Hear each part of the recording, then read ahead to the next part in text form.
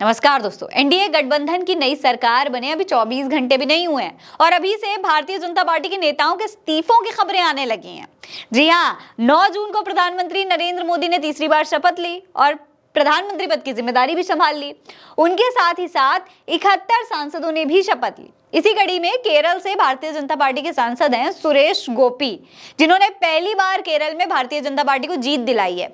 उन्होंने भी राज्य मंत्री की शपथ ली, लेकिन शपथ लेने के अगले ही दिन उनका बयान सामने आया। उन्होंने कहा कि उन्हें फिल्में करनी है और वो मंत्री नहीं बन सकते, वो मंत्री पद को संभाल नहीं पाएंगे। ये बयान सोशल मीडिया पर वायरल हो रहा है। लोगों का कहना है कि अब भाजपा नेता अपना मंत्री पद संभालना नहीं चाहते हैं। दोस्तों, भारतीय जनता पार्टी इसी तरीके से तमाम फिल्मी सितारों को अपना चेहरा बनाती रहती है। कंगना रनौत को आपने देखा, टीवी वाले राम जी, इसी तरीके के तमाम सेलिब्रिटीज को भारतीय जनता पार्टी ने टिकट दिया था। ऐसे ही ये भी थे। अभिनेता से नेता बने सुरेश गोपी का मुख्य चुनावी मुद्दा था कि त्रिशूर के लिए एक केंद्रीय मंत्री हो और मोदी की गारंटी पर वो काम करें। गोपी केरल से भारतीय जनता पार्टी के 2 उम्मीदवारों में से एक थे। दोस्तों, दूसरे नेता जो हैं उनका नाम जॉर्ज कुरियन है। इन्हें भी राज्य मंत्री के रूप में केंद्रीय मंत्रिमंडल में शामिल किया गया था। दोस्तों, भारतीय जनता पार्टी पहली बार एक सीट केरल में जीत पाई थी, बड़ी मुश्किल से, लेकिन उस पर भी हालात ये हैं कि मंत्री अपना पद संभालने को तैयार ही नहीं है। सोचिए दोस्तों, गोपी जो चुनावों के दौरान केरल के लिए मोदी यू दी है गारंटी, यानी कि मोदी की गारंटी की बात कर रहे थे, उसका चेहरा बने थे, वो अब मंत्री पद की शपथ लेने के बाद मंत्री ही नहीं बनना चाहते हैं। उनका कहना है कि उम्मीद है पार्टी जल्द ही उन्हें इस पद से हटा देगी।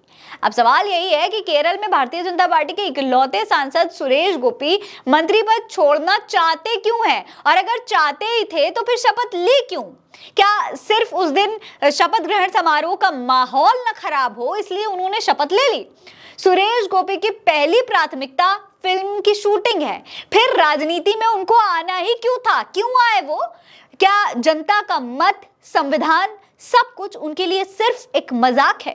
दोस्तों, खबर के मुताबिक सुरेश गोपी ने मीडिया से बात करते हुए कहा था कि मैं सांसद के तौर पर काम करना चाहता हूं और मैं राज्य मंत्री नहीं बनना चाहता था। मैंने पार्टी को पहले ही बताया था कि मैं राज्य मंत्री का पद नहीं चाहता हूं। मुझे लगता है कि पार्टी जल्दी मुझे पद से हटा देगी, अभी मुझे फिल्में करनी है। दोस्तों, जब ये खबर सोशल मीडिया पर वायरल हुई तो जनता ने क्या कहा, आपको वो भी देखना चाहिए। देखिए, हंसराज मीना लिखते हैं कि केरल से इकलौते भारतीय जनता पार्टी के सांसद सुरेश गोपी ने कल मंत्री पद की शपथ ली थी और आज इस्तीफा देने की पेशकश कर रहे हैं। अब बोल रहे हैं कि मैं फिल्मों पर ध्यान दूंगा, मैं इस पद को नहीं संभाल सकता। ये संविधान और लोकतंत्र के साथ बंदा मजाक है, शर्मनाक। अशफाक जोइया कह रहे हैं कि केरल से भाजपा सांसद एवं अभिनेता सुरेश गोपी ने मंत्री पद छोड़ने की इच्छा जताई। कहा कि वो एक्टिंग करना चाहते हैं। पीएम उन्हें समझाने की कोशिश कर रहे हैं कि यहाँ भी कौन सा काम करना है, यहाँ भी तो हम एक्टिंग ही कर रहे हैं 10 सालों से। AK स्टॉलिन लिखते हैं कि केरल से एकमात्र सांसद सुरेश गोपी को कल ही मंत्री बनाया गया और आज ही इस्तीफे की पेशकश कर दी। मंत्री जी को फिल्मों में काम करना है, अभी समय नहीं है।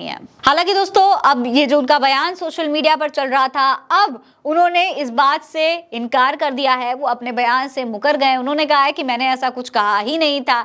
लेकिन अगर देखा जाए तो अस्थिर सरकार के जो लक्षण हैं वो अब दिखने लग गए हैं। एक तरफ टीडीपी ने लोकसभा स्पीकर का पद मांगा है। टीडीपी एनडीए सरकार को बाहर से समर्थन देना चाहती है। अगर बीजेपी स्पीकर का पद अपने पास रखना चाहती है तो टीडीपी सरकार से बाहर होने का रास्ता दिखा देगी। वहीं बीजेपी केरल से एकमात्र सांसद सुरेश गोपी ने कल मंत्री पद की शपथ ली थी और अब रहना है या नहीं रहना है कुछ पता ही नहीं है।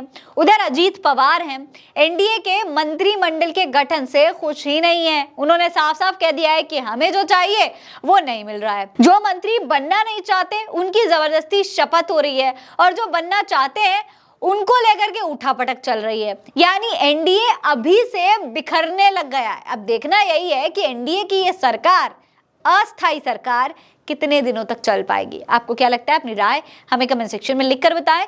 ये खबर आप उल्टा चश्मा यूसी पर देख रहे हैं। नमस्कार।